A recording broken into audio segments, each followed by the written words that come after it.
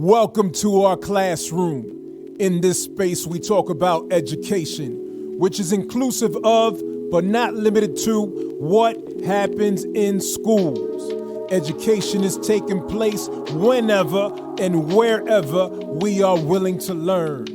I am your host, Roberto Germán, and our classroom is officially in session. Welcome back, my people. Good to be with y'all. In our last episode, we unpacked Roberto Germán's blog post, Harmful Books versus Harm-Exposing Books, and we talked about how some books sustain bias and others challenge it, and how educators can defend books that reveal truth rather than hide it. Today, we're going to build on that conversation because there's a new layer emerging, one that's all about language, power, and control. See, Lorena recently shared a short video ad about the difference between harmful books and harm-exposing books. And in response, we got a comment that perfectly illustrates the tension happening right now in the conversation about book banning. So let's talk about that. Let's get into it. Right, so here's what happened. Lorena's ad said, nobody is talking about this when it comes to the big conversation about books and harmful books and book bannings. There's a difference between a harmful book and a book that exposes harm. This was a short, clear, and direct message inviting people to reflect. Then came a comment from someone named, I won't name him, it doesn't matter. But he said, no one is discussing the difference between book banning and keeping selected books from school library shelves. When a book is not on a shelf in the school library, it's most likely because the school board deemed it inappropriate for a specific age group. The book can still be found in bookstores or public libraries. He went on to say that book banning would remove all public access and that many books are banned because they reflect violence, sexual content, and political ideology.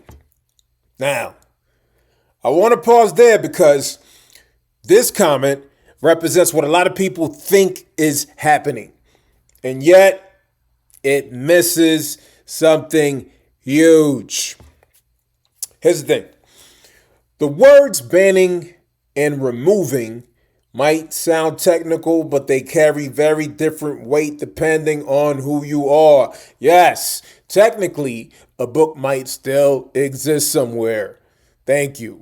It might be on Amazon or in a library miles away or in a private collection, but that's actually not the point.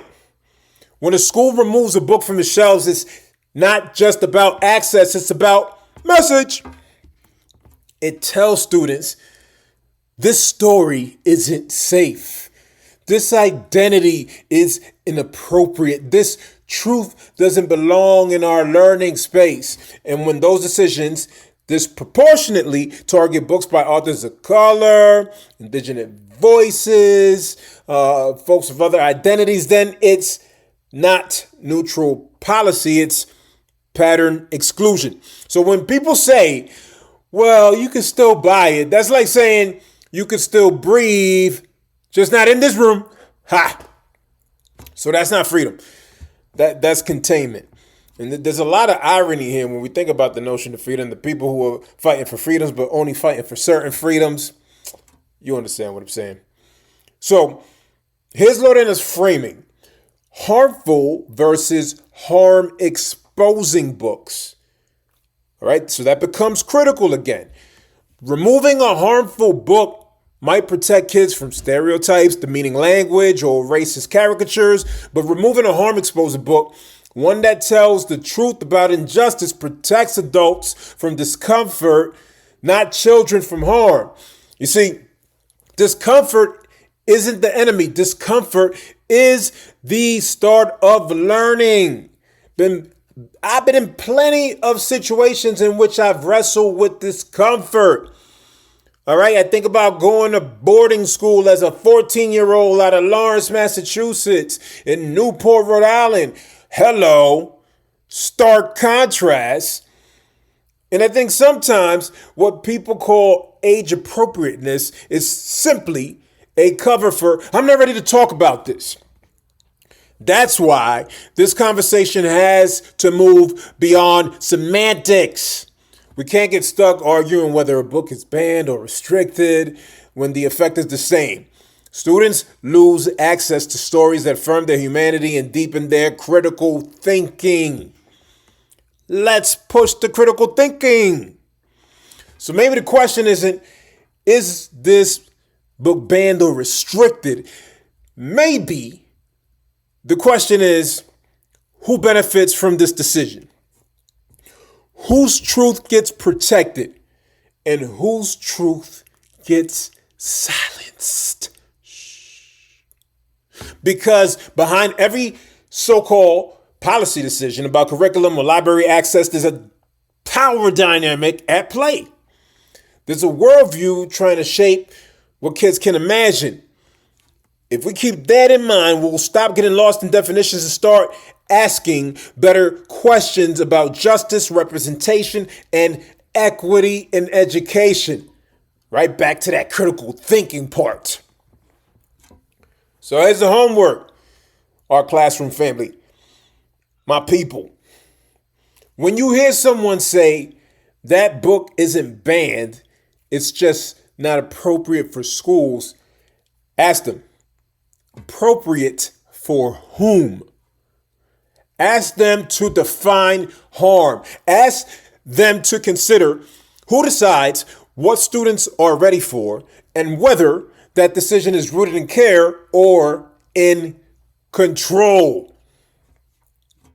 Because when we remove books that expose harm, we're not protecting children. We're protecting the systems that caused the harm in the first place. And many of us have participated in that. All right. I am guilty of this also. I had protected certain systems. Right. So let's just be honest. Let's be transparent. Let's acknowledge our faults. And if we're serious about equity, we need to keep these stories on the shelves and keep the conversation alive. All right. I'm just keeping it brief today because I thought about that comment. I'm like, sometimes I'll get on and I'll just start responding to some of these comments that come our way on social media, but I'm trying to practice being slow to respond and really processing what people are saying. And then if it makes sense to share it out in the bigger platform, if I think it's going to be beneficial for our audience. And so thank you for tuning in today to our classroom.